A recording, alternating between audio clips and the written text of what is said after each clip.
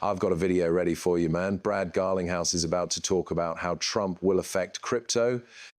Also, we know more about how many banks in Japan have started to use XRP, and it's a pretty large number. I've read and thought about it. I'd like to show you some facts about this.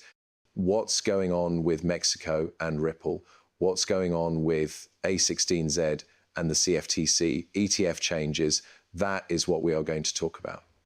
Today, we are going to talk about some other things related to the market, a little of the market and a lot of XRP stuff. Let's begin with Brad Garlinghouse. Richard, I might come to you. A bit has been said today about the Trump factor, but I think everyone here would be interested in hearing your take on it in the context of this discussion about the rules and regulations. Could you please talk to us quickly about what the full effects would be of a change to an administration in the US that is supposedly in favor of crypto? Some things Richard said really hit home for me. For example, the US GDP is about 22% of the world's GDP. On the other hand, 78% of those places have already been very pro-crypto. But I also think that the US has had a huge and only bad effect, which is very frustrating. I actually believe that the Trump effect is still not taken into account enough. Someone said yesterday that hopes are very high, and when expectations are high, I think more about what could go wrong than what could go right. But I think the biggest economy in the world is going to change a lot. I think there will be a Trump effect in the US, but I also think there will be a big effect outside of the US, where the US has a lot of power. With only 4 or 5 days left in this government, I think it's clear that Gary Gensler has not been acting in good faith. I spoke with some people. It looks like this video was taken a few days before Trump took office. This is just to give you some background. Also, I'd like to talk briefly about what we've seen in the crypto market lately. Let me finish this clip, please. At some time, it would be good to see some of these things held accountable. I don't believe we will. I believe people will move on, which is okay in some ways. Things are going to get better.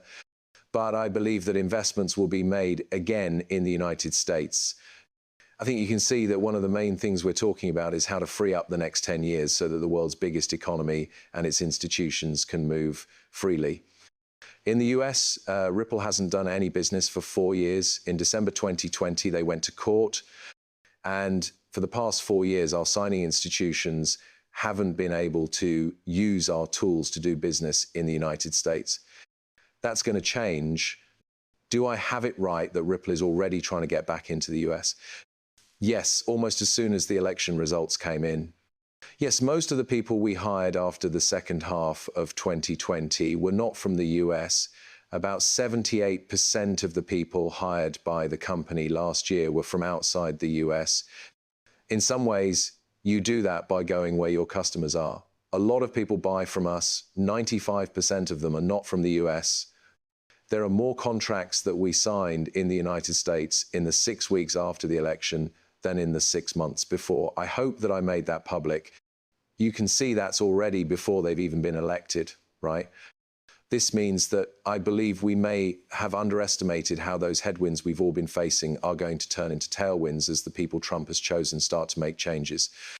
And I'm really excited about how things will turn out. He's been talking about these challenges for the last 4 years under the "you're not making progress. Next, the wind will blow towards your behind. You will be able to, let the wind push you." I believe that's what he meant.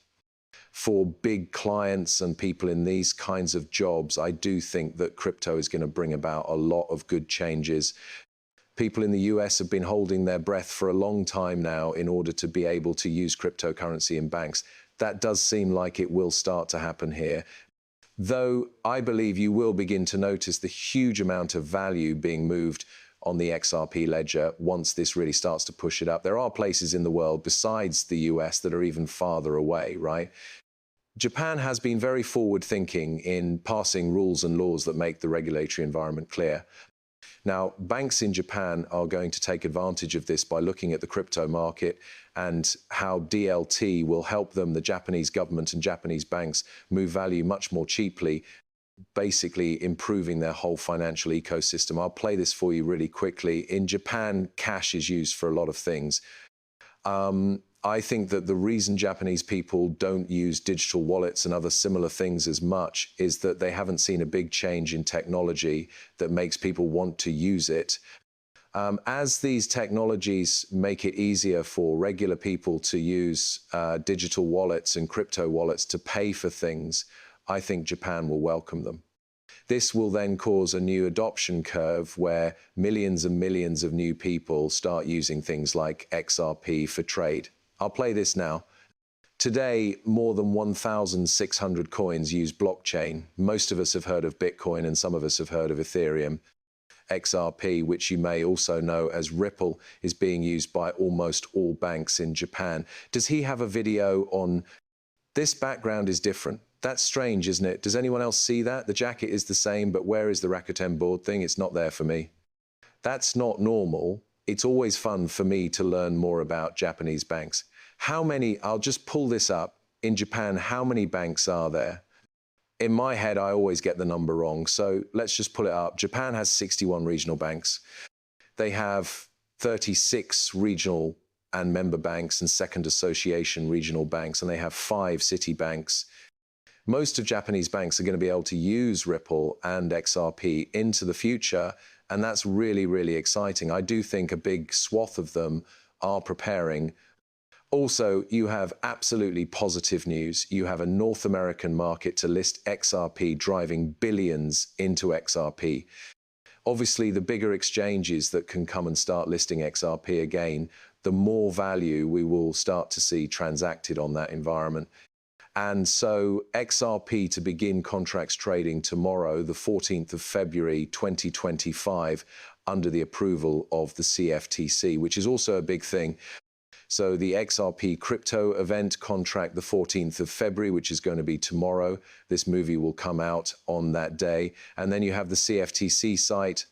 The exchange plans to list XRP crypto event contract for trading. So that's a big deal for crypto.com. You also have RLUSD volume surpasses 100 million in a 24-hour period. Check this out. 24-hour period over $115 million. We're only just beginning with this, guys. I think this will reach $1 billion, $5 billion, or $10 billion before you know it. And then it will really take off from there. A Web3 bank in Mexico is about to add Ripple's ODL for digital payments, which is another thing you can get from Edward Frito.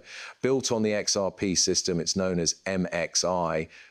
It works with Mexico's CNBV and is pretty much the same thing as the SEC in terms of making sure regulations are followed so that Mexico's future CBDC systems can be added. So this is the method.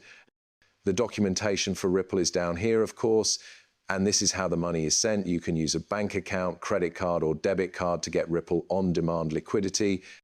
After that, you can put money here using a fiat or cryptocurrency wallet. Here's the user, spend any money, Irish protocol, DeFi suite is written on it. Then you can obviously withdraw your money into a Web3 wallet that doesn't hold it. And then, of course, this is where the transaction goes out, bank account and on-demand liquidity.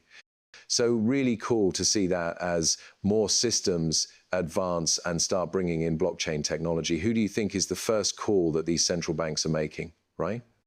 We could say, hey, Sensei, it could be Quant or R3 or something. It's likely that more people are thinking about Ripple than R3 or Quant today. The reason being is that whenever Ripple talks about central bank digital currency, they've already put out 6 or 7 of them. They're working with a lot of other people, right? Up to 30 different central banks around the world. They are the best technology company, right? They're the most looked at technology source for central bank digital currency now, stable coins, cross-border payments. I mean, they're hitting every